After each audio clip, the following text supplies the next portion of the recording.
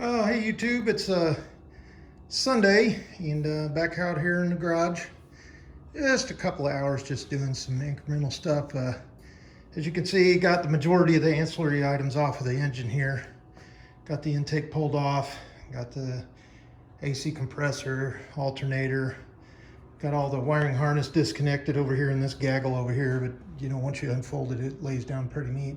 The only clip I didn't get off was the one that's the last one here that goes up underneath there. It's the one of the ones that go to the turbocharger, and I just couldn't reach it up underneath there. So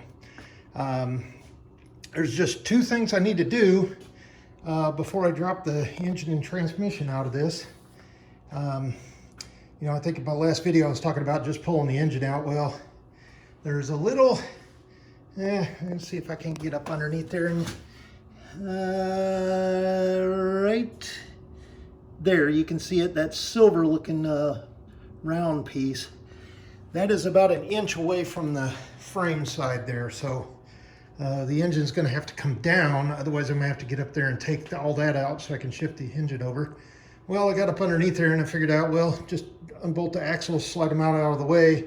I've got the downpipe unconnected, and it'll swing out of the way. Kind of hard to get a shot in it, but right there it's got that flex pipe on it, so I'll swing out of the way and then just drop it down, well, about 3 or 4 inches, and then bring it forward out here, and then roll it over, set it on a pallet. And not many connections to the transmission. I mean, basically you got your main electrical switch here. You've got a couple of brackets that hold on some of the wiring harness loom, and then the main thing is your shift linkage and the cable. You've got to take the little pin out of there. You've got to pop the pin off of this and slide it over, and then push the cable through the hole. And I've just got to kind of pushed over there to the side out of the way so it won't get kinked on anything or like that. The only thing I didn't take off is the bracket, and I'm thinking that downpipe's going to have enough room. If not, I can take out these 2 bolts of this bracket for the shifting cable, and then that'll allow the downpipe to shift over this. But I think I've cleared the studs over there. Obviously, when I get the hoist on it, start going down, I'll get back there and make sure that that downpipe's not hung up in any way. Main thing is now I've got 2 things left to do. Unbolt the right driver's side and the passenger side axles, and they're real easy. Just, you know, I think they're M8 or M10 10 bolt these here.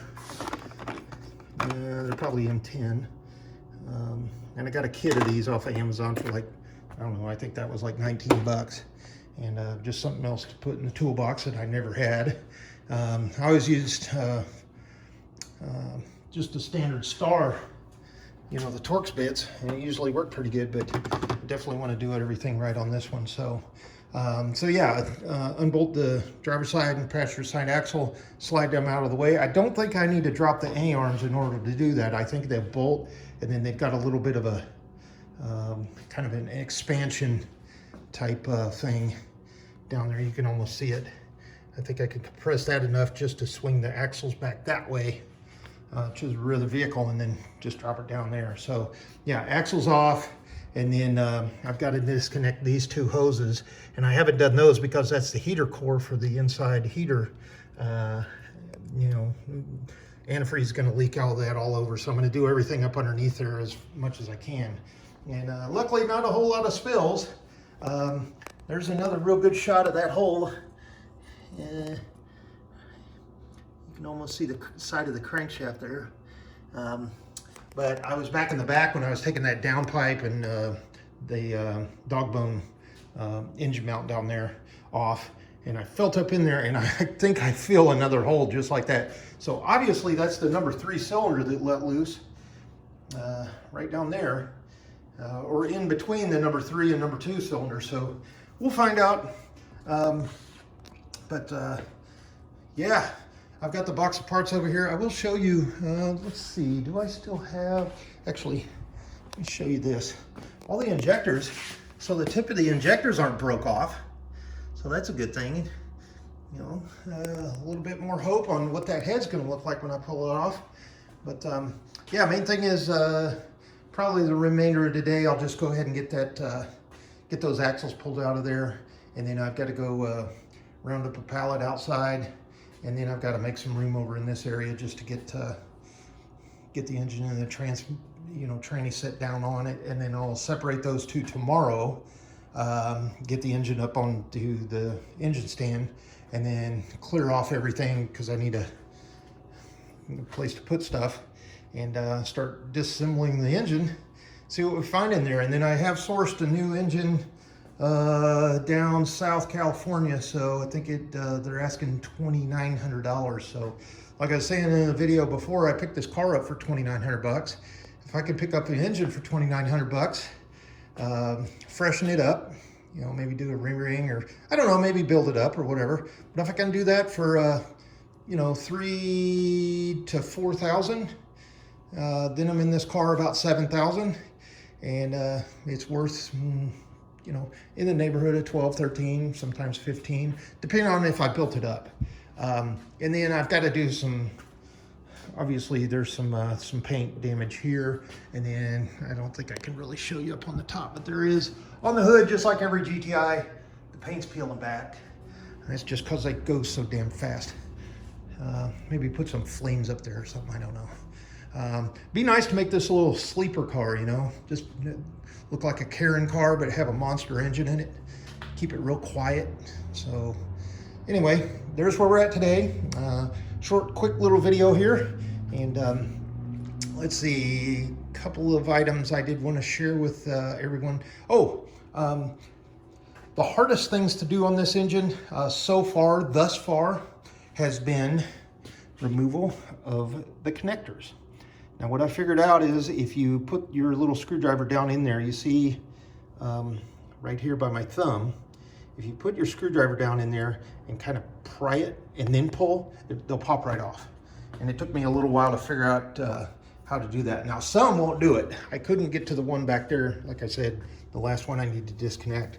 But some, it just, no matter how hard I tried to get, I didn't want to break the connector, so I just kept on pushing.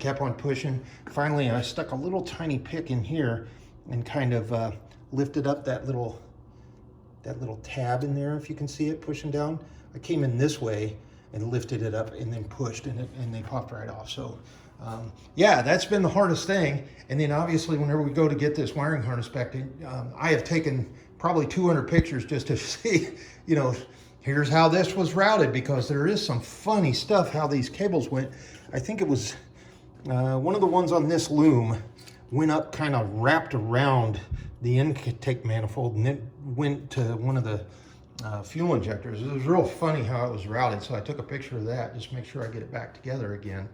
And then I've seen a lot of people take this whole radiator expansion take off. Well, you really don't need to. Just take, when you take the water pump area, or the electronic water solenoid and everything off down here, and it's got the plastic tubing that comes up, just disconnect this one and the one here. I kind of got it folded over. Disconnect those and pop them down, and then you've got your expansion tank tube right out, and it's out of the way. I mean, I'll be able to get all of the bolts to the